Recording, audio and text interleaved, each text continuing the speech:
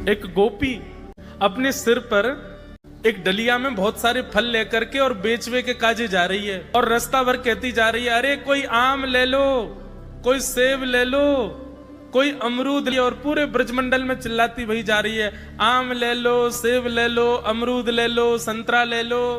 उस स्वर को जब नंद नंदन ने अपने नंद भवन में क्रीड़ा करते हुए श्रवण किया, नन्हे से गोपाल जी हैं, केवल 3 वर्ष की आयु है ठाकुर जी के, मोटे मोटे पाम, मोटे मोटे हाथ, ठाकुर जी को नेक्स्ट सो पेट, बटुआ सो मुंह, और ठाकुर जी क्रीड़ा कर रहे हैं। और क्रीड़ा करते करते तोतली बानी में यशोदा मैया से कहने लगे, बोले मैया मैं फल खरीदवे जाऊंगो। मैया बोली, लाला ऐसे ना मिलो करें, फल बेचवे वाले को कछु देनो पड़े, तेरे पास तो कछु है ना है, तू कमावे धमावे तो है ना है, इतना बड़ो है गो, अब वो घर में बैठो रे, 3 वर्ष के हैं ठाकुर जी बस। ठाकुर जी बोले, मैया जे नंद भवन कौन को है? बोले 13 है। लाख गैया कौन की है? बोले जेऊ तेरी है। और ये नंद बाबा कौन को है? बोले येऊ तेरो। और मैया तू कौन की है? बोले मैं भी तेरी हूँ। मैं इतनी सबरी संपत्ति को मालिक हूँ, तू यूं कैसे कह रही है? मैं कछु कमाऊं धमाऊं ना, ये सबरो मेरो ही है मैया। और मैया देख आज मैं तेरे सामने फल खरीद के लाऊंगा। बोली जा, मैं भी तो देखूं कैसे जाएगा।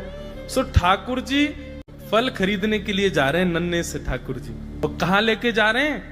बोले जल्दी से जहां पर सारे सामग्रियां रखी जाती है, ऐसे सामग्री गृह में गए और वहां से 2 मुट्ठी गेहूं अपने हाथ में भर के, और नन्हे से 3 वर्ष के ठाकुर जी इतने इतने से हाथ ऐसे अंजलि में गेहूं भर के, और ठाकुर जी अपनी मटकीली सी चाल बाकी अदा से उछलते कूदते भय और फल बेचे वारी के पास फल लेवे जा रहे हैं। यशोदा मैया एक झांक करके एक तरफ से ठाकुर जी की इस लीला को देख रही है। अब कूदते भय ठाकुर जी जा रहे हैं। जितने गेहूं लिए, कितने गेहूं आए होंगे ठाकुर जी के हाथ में? ज्यादा से ज्यादा आए होंगे 25-30। और वो यूं उछलते उछलते गए, सब गिर गए।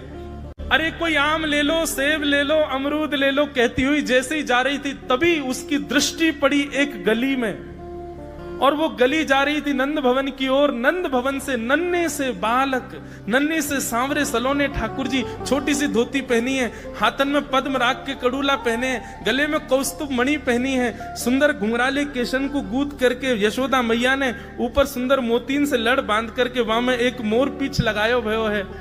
नन्हे से ठाकुर जी इतनी व्याकुल भरी दृष्टि से देख रहे हैं उस फल बेचने वाली को कि कहीं चली ना जाए, वहां से पहले मैं जाके आते फल ले लूं। ठाकुर जी के उस रूप को देखते ही वो फल बेचने वाली वहीं रुक गई, देखने लगी सुंदर से ठाकुर जी को। ठाकुर जी बाके सामने जाके खड़े है गए। उसने अपने फल की डलिया नीचे रखी। ठाकुर जी फल देख रहे हैं कौन से लेने। अब उंगली करके ठाकुर जी कह रहे हैं, जेवारो दे दो, जेवारो दे दो, ये दे दो, ये दे दो, करते करते करते पूरी डलिया ही कह दी। बोले सबरी दे दो। गोपी बोली, अरे लाला ये सब ऐसे ही ले जाएगो, कछु देगो ना मोकू? अरे ऐसे ना मिलो करे, कछु देनो पड़े, चल कछु दे मोकू तभी मिलेगी। ठाकुर जी बोले, तो फिर रो काई क्यों रही है? मैं ऐसे थोड़ी लेके जाऊंगा, नंद बाबा को ला लाऊं, मेरी सभी संपत्ति है, मैं अपनी संपत्ति में से कछु हिस्सा तुमको दूंगा तब पल लेके जाऊंगा। अच्छा दियो, कहा देगो संपत्ति में? तो जितने गेहूं ठाकुर जी भर के लाए, वहां में से केवल एक बचो ठाकुर जी के हाथ में। और ठाकुर जी मुट्ठी खोल के वो एक गेहूं ले में, और बड़े संकोच वश कि अब एक ही बचो, कहा करूं, ले जे है। उस एक गेहूं के दाने को अपने हाथ में लेकर के कोमल से ठाकुर जी की उस मुखाकृति को देख करके वो फल बेचने वाली की तो सुध बुद्धि चली गई। ठाकुर जी बोली, अरे नजर लगावेगी मुझको, चल जल्दी फल दे दे। बोले फल दे तो दूं, लेके कैसे जाओगे? 4 आम के बराबर के तो तुम स्वयं हो, एक आम के ऊपर एक ऐसे 4 खड़े कर दूं तो इतने बड़े तो तुम खुद ही हो, कैसे लेके जाओगे? ठाकुर जी बोले बड़ी चिंता। तभी गोपी ने की, अच्छा आओ मैं दूं।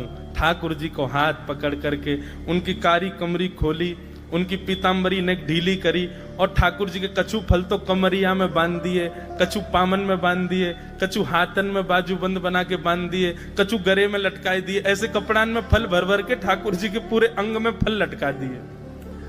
अब ठाकुर जी को पेट तो है गयो ऐसो, यहाँ ते कमर निकल रही है, पीछे ते निकल रहा है, पीछे बस्ता की तरह वहां में कपड़ा में फल बंधे भये हैं, हाथन में बाजू बंद में भी केला आदि आदि सब बंधे भये हैं।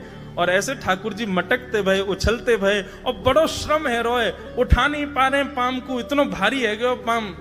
और जैसे तैसे खिसक खिसक करके नंद भवन की ओर जा रहे हैं। इस रूप को जब उस फल बेचने वाली ने देखा, उसने अपनी फल की डलिया उठाई और फल की डलिया उठा करके जब सिर पर रखी तो आगे चलते हुए नेत्र बंद हो गए। अब तो बस यही कहती जा रही है, गोपाल ले लो, कृष्ण ले लो, माधव ले लो, मधुसूदन ले लो, गोविंद ले लो, नंद जी को लाला ले लो।